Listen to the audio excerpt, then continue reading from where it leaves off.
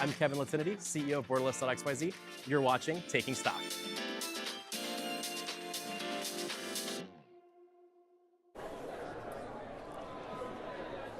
2 minutes to go into the close, and this is a big one, folks, on this Friday here on Wall Street, because not only is the New York Stock Exchange Composite Index and the small caps reaching fresh all-time highs, but the one and only New York Knicks are down here at the big board, set to do the honors for the closing bell today. Real estate, industrials, and technology, those are your strongest performing sectors in the S&P 500, though we are seeing losses to the downside on this Friday, led by telecom, healthcare, and materials. We are expecting record closes for the NYA as well as the Russell. Slight fractional profit taking, though, for the Dow 30 components as well as for the S&P 500. Welcome to the show, a very special edition of Taking Stock. I'm your host, JD Durkin. Mere moments away, my friends, from the ringing of the iconic closing bell here at the big board. Volatility down on the day. The Magnificent Seven tech stocks kind of in mixed territory. Strong session for Microsoft, up 1%, with Alphabet leading, losses down 1%. The 10-year Treasury yield reaching its highest level back to September 4th after a very busy week of news for the central bank. The great Phil Rosen's on deck. He'll join us right after the bell for his take on today's price action, the Fed, and we'll talk a little New York Knicks basketball as well. Gold and silver both down here on the session. The oil benchmarks, WTI and Brent, are both up. And with that, the crowd is hyped up. We are hyped up. The New York Knicks here at the big board set to do the honors. Time now for the closing bell.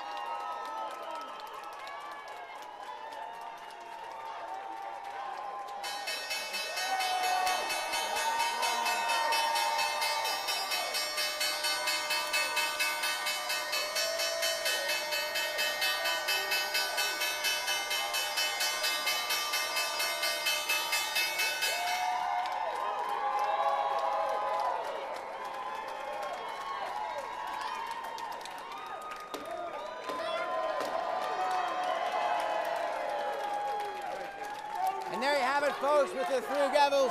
Oh, let's listen to that.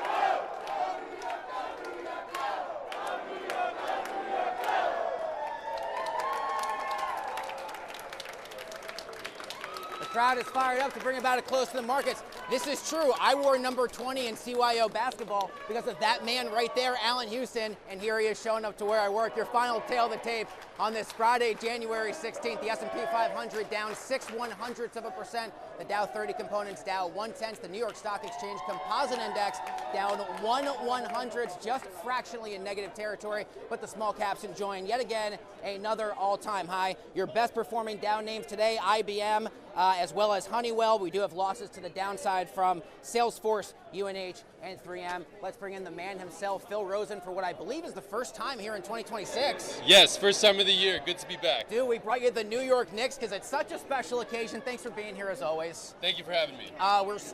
We're not very far off all-time highs. Kind of a choppy, volatile week. Lots of Fed news, maybe moving bond instruments. You got a lot to choose from. What is top of mind for a wild week on Wall Street? The thing I was watching this week were the chip stocks. TSM had a great result in their earnings, and I think the whole chip sector took note. They all rallied, and we had a Taiwan-US trade deal, and that's also very bullish for chips, in my opinion. I think it's going to be fantastic for AI continuing to this year, and the chip stocks in particular. Micron's up like 300% from a year ago. I think that's going to continue.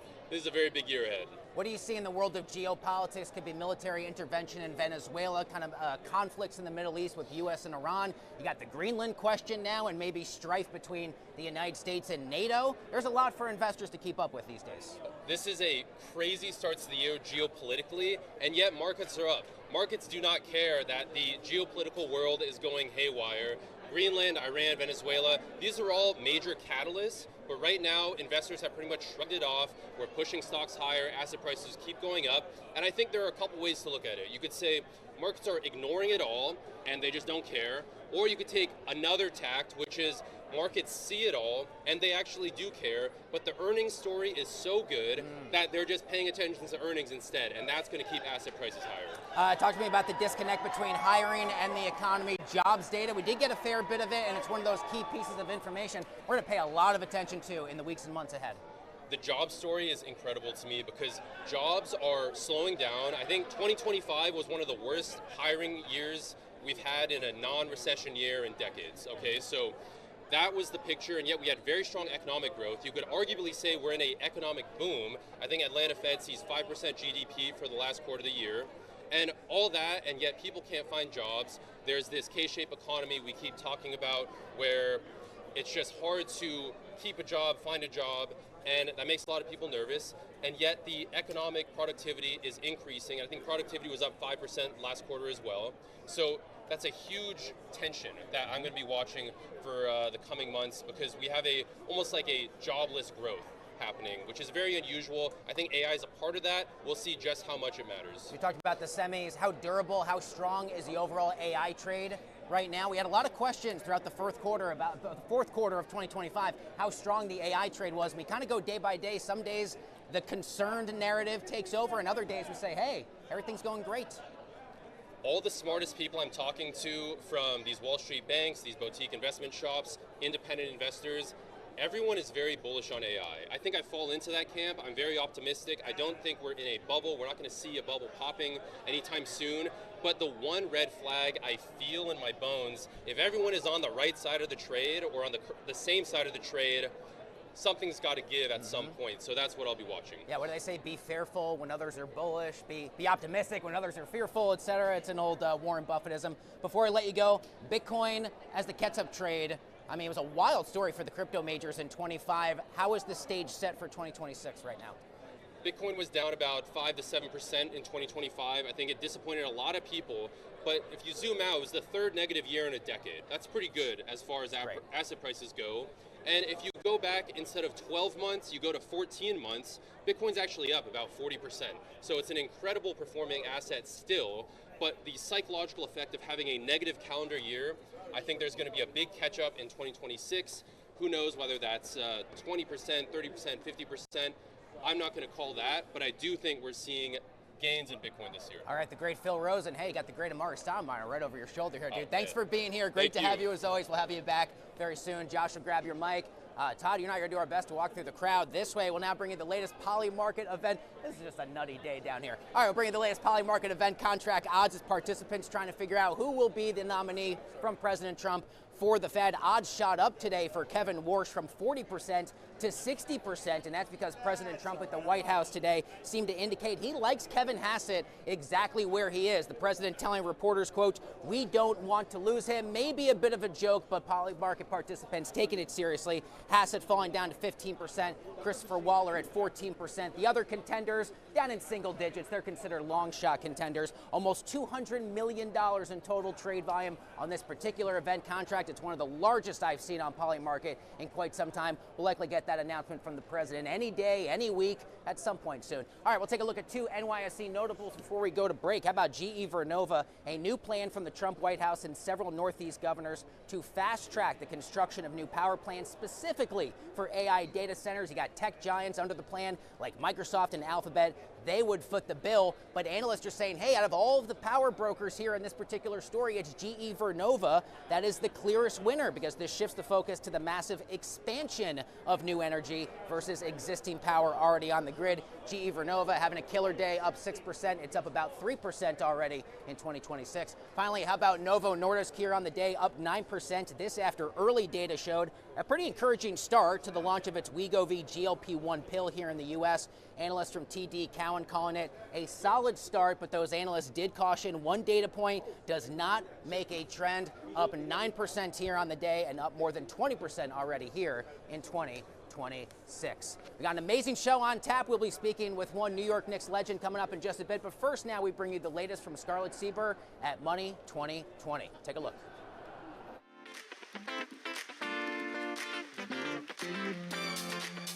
Hello, I'm Scarlett Sieber from Money 2020, and welcome to Who in the F Knows 2026 Predictions. It's January, aka prediction season up in here. Here's the deal. I'll break down one bold forecast from our Money 2020 content team and give you my verdict. Bank on it or bounce it. Because in fintech, you can stack your chips, but let's be real, who in the F really knows? Let's cash in. Today's prediction comes from Ian Fong, our VP of Content in Asia. In 2026, Islamic finance becomes the ESG North Star.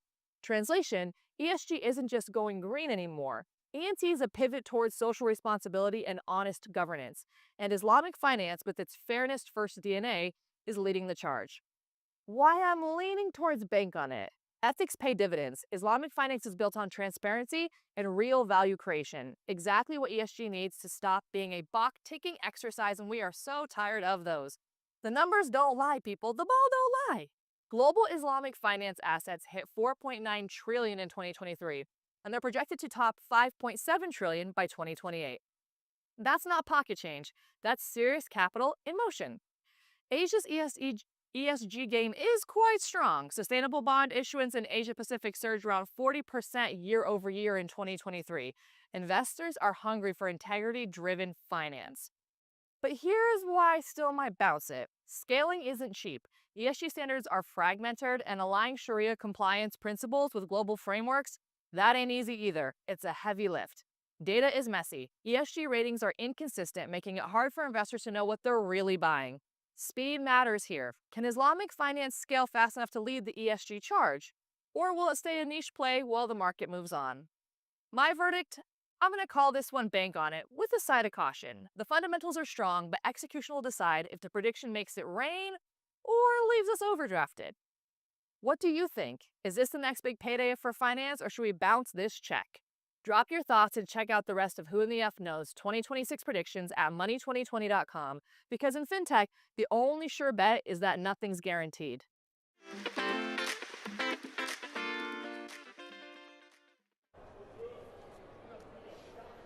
Welcome back to the show. Time now for the latest headlines you need to know on this Friday in the world of fintech, crypto, and artificial intelligence. The crypto majors trading in mixed territory at this hour. Bitcoin trading down fractionally, ETH down 0.6%, but Solana having a strong performance, up about 1.9% at this hour. Next up, President Trump backing a plan that would force big tech, that includes Amazon, Google, as well as Microsoft, to fund new power plants as data center and AI drive surging electricity demand, kind of that GE Vernova story we talked about a moment ago. And finally, Goldman Sachs CEO David Solomon says the bank is actively exploring tokenization, stable coins, even prediction markets, while watching how U.S. regulation evolves before making big moves. Our second guest of the show joins us now via Zoom. This is Derek Azul. He is the Chief Investment Officer at Shelton Capital Management. Derek, great to have you on the show. We're going to start first and foremost by talking about the Stringer acquisition. What is it? What do we need to know? Sure. So Stringer Asset Management is a firm that we just recently acquired. It's going to bring our assets up to about $7 billion. They are deeply steeped in ETF-based asset allocation products and have a long history of generating superior risk-adjusted returns. We're happy to have them on board. They're going to fit well with our culture, and they should benefit well from our infrastructure and our scale. Derek, talk to me about what goes in, the considerations to making a relationship like that work. How did all this come together? Sure. So, it's a combination of what are our clients looking for? How can we be helpful in working with our clients, the registered investment advisors and individual investors who are looking for solutions from Shelton Capital, and what do they need, and how can we be a partner for them? And Stringer brings a unique strategy, one that Shelton did not have, that is really becoming greatly in demand and really helping advisors and investors navigate these markets during some volatile times. Derek, talk to me about the new SEPI ETF. What's it all about, and what are some of the top names by holdings in that particular product? Sure. So SEPI is an equity income ETF. It is based on the same strategy of our 5-star Morningstar rated equity income mutual fund. And this is a portfolio that focuses on high quality, high cash flow stocks, high dividend stocks, and then overwrites them with covered calls to generate income. So it becomes a balanced portfolio that helps get some exposure to equities, but at the same time manage risk and harvest volatility for investors. Derek, what are some of the ways that you're seeing investors balance income and risk right now? And talk to me a bit about what those considerations are looking like on the backdrop of today's markets. Sure. So one thing we've seen in the last couple of years here, as inflation has been higher, interest rates have been higher, is that we've also seen volatility be higher. And one of the ways this manifests itself is that stocks and bonds don't necessarily diversify each other the way they used to in decades past. And so having a product like SEPI in the portfolio uses volatility as another asset class, and as that way can generate income, returns, and diversification for clients that are trying to build a well-diversified portfolio. Derek, before I let you go, one thing you want investors to better understand about Shelton and how you're positioned in these markets. Sure. So we provide a broad range of investment solutions that we believe add value for investors, that provide exposure to different parts of the market that are not easily acquired through an index fund or some of your most well-known mutual funds. We believe that we stand by our investors in trying to deliver what they need and to help them find solutions within the investment marketplace. Derek Azul, Chief Investment Officer at Shelton Capital Management. Congratulations on the recent acquisition. Thanks a lot for taking the time to join us. Folks, don't go away. We're going to take a quick break, and when we get back, a one-on-one interview with a legend. There we go, from the New York Knicks. Much more Taking Stock after this.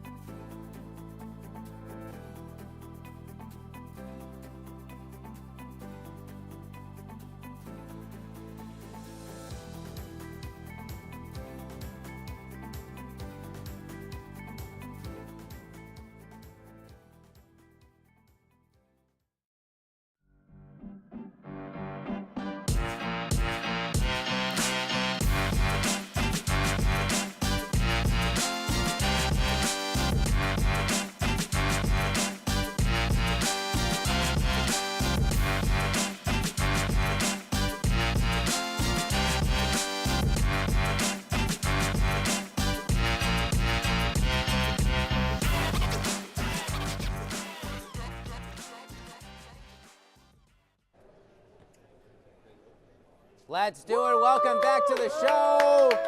You are watching Taking Stock here on the trading floor of the iconic New York Stock Exchange. What more do I need to say? The great John Starks, New York Knicks legend here in the house, making his Taking Stock debut, but not the first time he's been down here to the big board. Welcome back to the New York Stock Exchange. Nice to be back here. Always fun to come back here and ring the bell, and so just truly enjoy it. Can you tell me about the experience over the many years you've been kind of directly with the Knicks organization or as an alum? You've made several trips down here. Yeah, I have made several trips down here. I can remember coming down here way back then, and where we didn't have all the computers, where we actually had a lot of people down, almost like trading places. Mm-hmm. So that was a lot of fun, a lot of energy during that time. As you think back to your career going from undrafted to the iconic status that you have as one of the most beloved New York Knicks alums, What most stands out to you, especially for a weekend like this, for homecoming, with so many guys you played with? No, it's just amazing just to have all the alums back. We got about 50 alumni coming back in, celebrate 80 years of Knicks history. So it's going to be a lot of fun. We got a clinic, I think, tomorrow coming up, so we get a chance to go down to Basketball City, hang out with some of the kids. And so it's always fun to get these guys back together and just share war stories. And that's always a lot of fun, a lot of laughs. This is the second annual homecoming weekend. Talk to me, John, a bit more about what fans can expect from either the Alumni Fest side of things or anything else if they're in and around the Garden here in New York this weekend. Yeah, the basketball fest, the fan fest, I should say, is going to be a lot of fun at Basketball City. So I would, if you're a big fan of the Knicks, please come out and enjoy the Fan Fest. It's always a blast. Like I said, you're going to see myself and a lot of alumni down there, so it should be a lot of fun. Then we have the big game, obviously, that evening, and that's always, rocking in the Garden during that time. It's amazing to me, John. I think back out of any professional sports team of any sport, there is no team quite like the Knicks that draws back former players game in and game out. I was just at the Clippers game last week. We're looking around, we're like, all right, where's Stephon Marbury? We know he's here. There's Spike Lee, there's Timothy Chalamet, and then you go through and you start, what is it about this team that for all of you, who I got to imagine, we're so proud to play for that team, play at the Garden. You're still there every game. Yes, it's special. It's just a special place. It's just a special arena to be in. Once a Knick, always a Knick. So guys enjoy coming back and truly enjoy the game. You look at the celebrities down there. I always tell people you can go out to the other places, but when you get the celebrities here, they truly Knicks fans. They just fans of the game, and they come out and they cheer. They cheer very loud for us, and so I think the players truly appreciate us as former players coming back and supporting them. And as you know, the Garden is electric every single night when the Knicks take the floor. So it's just a lot of fun just being there. When you think back to your career, this might be an impossible question. Do you have a favorite moment from being a New York Knick? Oh, I have a lot of favorite moments, but one, obviously, when we beat the Indiana Pacers in Game 7 in 1994 to cross that threshold to play for a championship. That's always a special moment for me and my teammates. Absolutely. I know a lot of fans. I told a lot of my buddies from college, we're all Villanova guys, so we're like Villanova and New York Knicks fans, especially for this current team.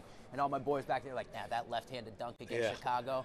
Game 2 of that conference finals game. Yeah, that was special. That was a special moment because I was an unknown player at that time. Yeah, I wouldn't say unknown, but really trying to get my name out there. And when you do something like that against the team that's been in our way for so long, the Chicago Bulls, and who it was on, that was made it memorable. And Horace Grant and Michael Jordan got in the picture and made it. Michael, I always describe it like this. I dunked on Horace Grant, but Michael got in the picture and made it look good. So, he certainly did. Walt Frazier said for many years that was probably the loudest he had ever heard the Garden. Was that left-handed dunk there in Game 2. And probably Larry's 4-point play to send us to the championship in 99, I believe. Yeah, that year in 99. Before I let you go, talk to me about the latest with the John Starks Foundation, top priorities for the year, and what more you would want people to know about the amazing work off the court you continue to do.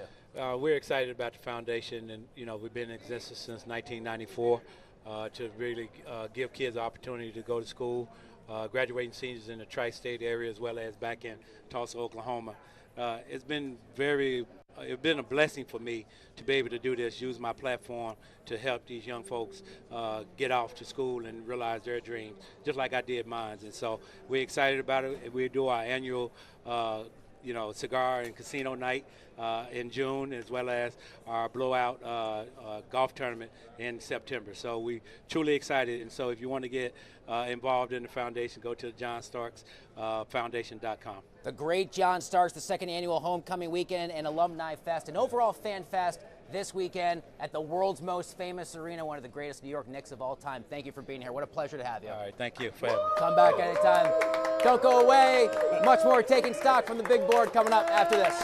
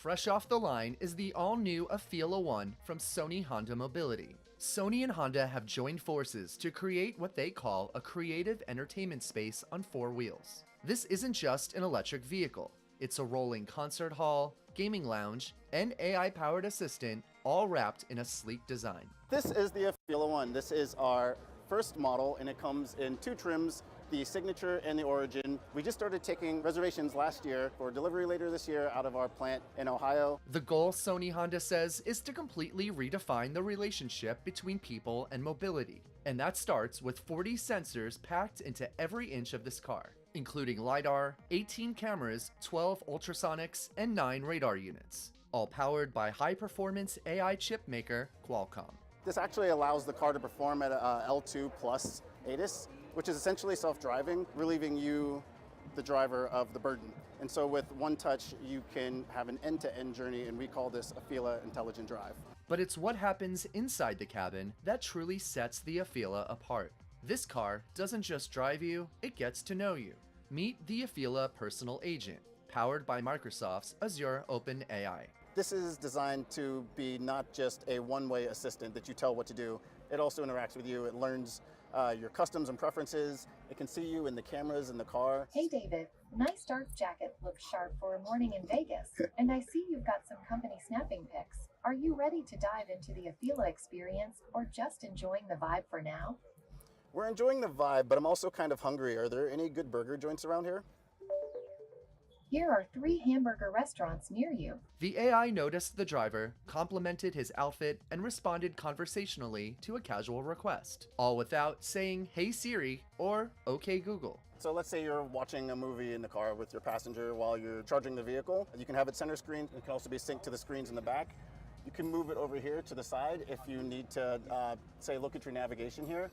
But then when you're driving, a privacy filter will engage so that the driver cannot see what's over here, keeping them from distractions and keeping you safe on the road. The analog mirrors are there because of legal reasons, but the cameras allow you to have a wider range of view. And for gamers, the Afeela comes with PlayStation Remote Play built right into the rear entertainment screens. So if you have a PlayStation 5 or 4 at home that's connected to the internet, you can play your games inside your Afeela. Then there's the sound system. 28 speakers positioned throughout the vehicle, including subs under the console and speakers in the headrests. Most car manufacturers build the car and then put in the speakers.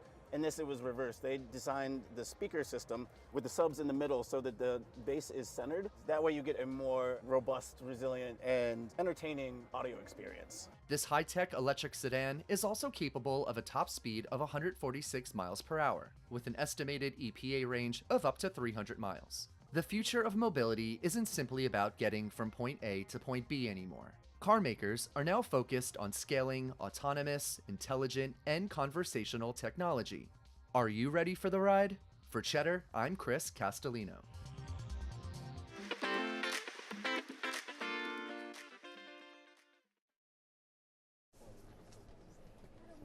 We got Suns Knicks tomorrow night at the Garden, 7:30. On Monday, we will be off for the MLK holiday. Lots of Fed speak and lots of earnings on tap next week, including 3M, Netflix, J&J, and United. That's going to do it for today's edition of Taking Stock. Have a terrific weekend. Go Knicks, and we will see you on Monday.